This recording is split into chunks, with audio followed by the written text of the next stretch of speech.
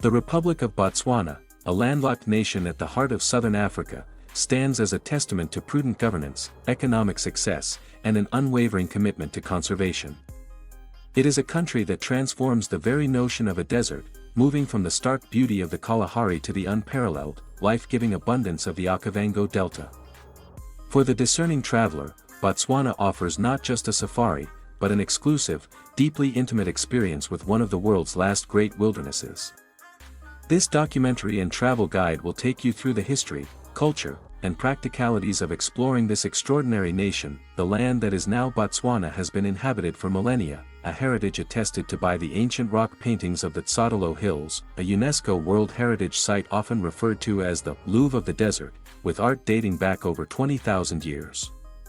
The earliest inhabitants were the San and Ko peoples, hunter-gatherers whose millennia-old knowledge of survival in the seemingly inhospitable Kalahari Desert is a cornerstone of the nation's cultural history. The ancestors of the dominant ethnic group, the Botswana, a Bantu-speaking people, arrived in the region approximately 1,500 years ago, bringing with them iron tools, livestock, and a sophisticated social structure centered around the Kotla, the traditional public meeting place for community consultation and justice. By the late 19th century, the region faced growing threats from Boer incursions and German colonial expansion. In 1885, several Tswana chiefs successfully petitioned the British for protection, leading to the establishment of the Bechuanaland Protectorate. Critically, the British administration, which operated largely from outside the territory in Mafeking, South Africa, allowed the local chiefs to maintain significant internal self-governance, preserving the traditional structures of the Botswana people. This preserved stability proved vital when, on September 30, 1966, the Protectorate gained its independence and was renamed the Republic of Botswana. Its first president, Sir Seretse Khama, steered the new nation onto a remarkable path. Against the backdrop of a continent often plagued by political turmoil, Botswana has maintained an unbroken, multi-party democracy, making it one of Africa's oldest and most stable republics. The national motto, Pula, meaning rain, which is also the name of the currency, is a profound reflection of the value placed on water in this largely arid land, and a hopeful invocation for prosperity. The discovery of vast diamond deposits shortly after independence provided the economic fuel for the nation's success. Critically, the government established a prudent revenue management model, ensuring that the diamond wealth was invested in infrastructure, education, and healthcare, transforming Botswana from one of the world's poorest nations to an upper-middle-income country. Today, the economy remains heavily reliant on diamonds, with the government holding a 50% stake in the Botswana Mining Company. This success has allowed Botswana to adopt a high-cost, low-volume tourism model, a deliberate strategy to protect the fragile environment and ensure a more exclusive, sustainable experience for visitors, dedicating over 40% of its land to national parks and conservation areas. Botswana's geography is defined by a stunning duality: the vast, semi-arid Kalahari Desert covering nearly 70% of the country, and the lush, waterlogged sanctuary of the Okavango Delta in the north. The Okavango Delta, a UNESCO World Heritage Site, is a geographical marvel. It is the world's largest inland delta, formed not by flowing to the sea, but by the Okavango River, which spills out its waters across the sands of the Kalahari, creating an immense, shifting labyrinth of lagoons, islands, and floodplains. The floodwaters arrive annually from the Angolan highlands between June and August, precisely during Botswana's dry winter season, revitalizing the ecosystem when the rest of the land is parched. This timing draws massive concentrations of wildlife into the delta, creating one of the world's most spectacular wildlife displays. Within the delta lies the Moremi Game Reserve, the first wildlife sanctuary in Africa to be established by local residents themselves, reflecting the deep conservation ethic of the Botswana. Here, you can encounter the Big Five: lion, leopard, elephant, buffalo, and rhinoceros, as well as the endangered African wild dog. The quintessential delta experience is a silent glide through the waterways in a makoro, a traditional dugout canoe, pulled by an expert local guide, offering a truly unique, water-level perspective on the wildlife. In stark contrast to the delta's watery abundance lies the Kalahari Desert. This is not a barren, sandy waste, but a massive, semi-arid savanna that springs to life after the summer rains. The Central Kalahari Game Reserve, CKGR, one of the world's largest protected areas, offers a raw, remote safari experience where the ancient spirit of Africa is palpable. The CKGR is home to the magnificent Kalahari black-maned lion, cheetahs, and vast herds of springbok and gemsbok, animals perfectly adapted to the harsh conditions. Further northeast are the dramatic, otherworldly landscapes of the Makgadikgadi Pans. These enormous salt flats, the remnants of a super lake that dried up thousands of years ago, create a surreal, blinding white horizon. During the dry season, the Pans are a vast, empty expanse perfect for quad biking or simply experiencing the silence and the curve of the earth. When the rains arrive, the Pans transform, attracting the second-largest zebra migration in Africa and flocks of flamingos to the ephemeral pools, along with playful, habituated meerkat colonies that charm all who visit. Finally, in the northeast, bordering Namibia and Zimbabwe, is Chobe National Park. Chobe is most famous for having the largest concentration of African elephants in the world, with an estimated population exceeding 130,000.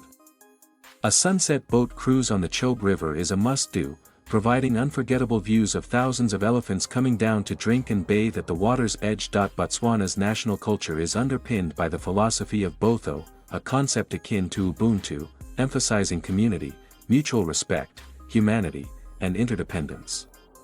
This spirit of cooperation and human-centeredness is evident in the nation's political stability and the generally warm and courteous nature of its people. The majority of the population are Botswana, speaking Setswana as the national language, though English is the official language of government and business, meaning English is widely understood, particularly in urban and tourist areas.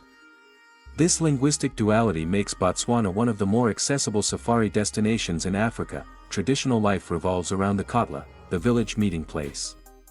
This open-air forum, usually shaded by a large tree, is where legal disputes are settled, community decisions are made, and people socialize. Even in modern life, the principles of collective discussion and consensus building remain integral. Traditional arts and crafts flourish, most notably in the form of intricate basket weaving, with the women of the Ngamiland region renowned for their beautifully patterned baskets. Pottery and wood carving are also important, often depicting Botswana's abundant wildlife or traditional scenes. The music of Botswana is rhythmic and diverse, with traditional instruments and powerful choral singing prominent in both secular and religious life. The local cuisine is hearty, with beef being a central element, reflecting the high value placed on cattle. The national dish is seswa, a slow-cooked, pounded meat dish, usually beef, goat, or lamb, served with pap or bogobi. In the drier regions, traditional foods include the mopane worm, a local delicacy, and the use of desert tubers and melons for sustenance. A journey to Botswana is generally an exceptional experience, but it requires careful planning due to its high-value, low-volume tourism model and the remoteness of its wilderness areas. Getting there and around. Most international travelers arrive via Sir Surets International Airport in the capital, Gaborone, though many safari-bound visitors fly into Maun, the gateway to the Okavango Delta, or Kasane, the gateway to Chobe National Park. For those focused purely on safari, flying into a regional hub like Johannesburg, South Africa, or even Livingstone, Zambia/Victoria Falls, Zimbabwe, and taking a connecting flight to Maun or Kasane, is often the most direct route. Travel within the safari circuit is frequently accomplished using light aircraft charter flights. These small planes hop between remote bush airstrips, offering stunning aerial views of the delta, but they impose strict luggage limits, typically 20 kilograms per person in a soft-sided bag, which is non-negotiable for safety reasons.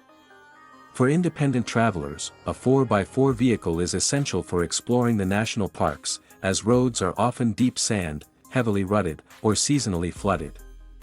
Self-driving requires detailed planning, extra fuel, and provisions, and it is highly recommended to travel in a convoy or with a satellite phone.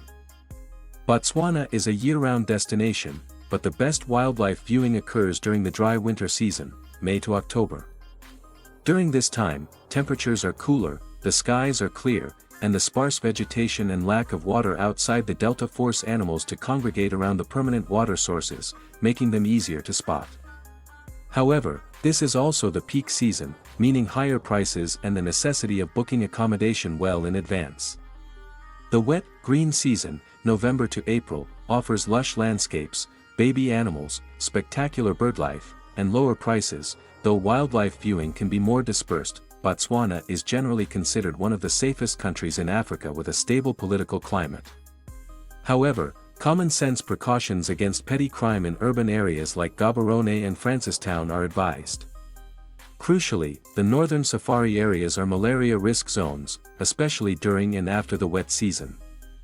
Anti-malaria prophylaxis is highly recommended, as are mosquito repellents and appropriate clothing.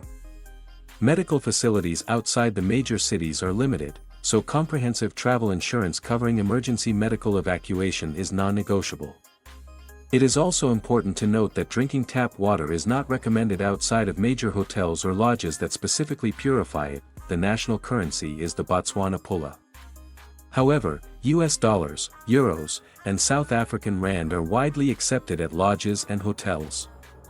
Major credit cards are used in cities, but cash is king in rural areas.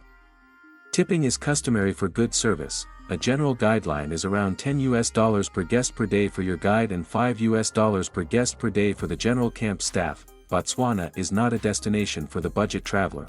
Its tourism model prioritizes conservation over volume, meaning higher costs. But the investment ensures an experience of unparalleled quality, uncrowded wilderness, abundant and healthy wildlife, and immersion in one of the most successfully managed environments on the continent.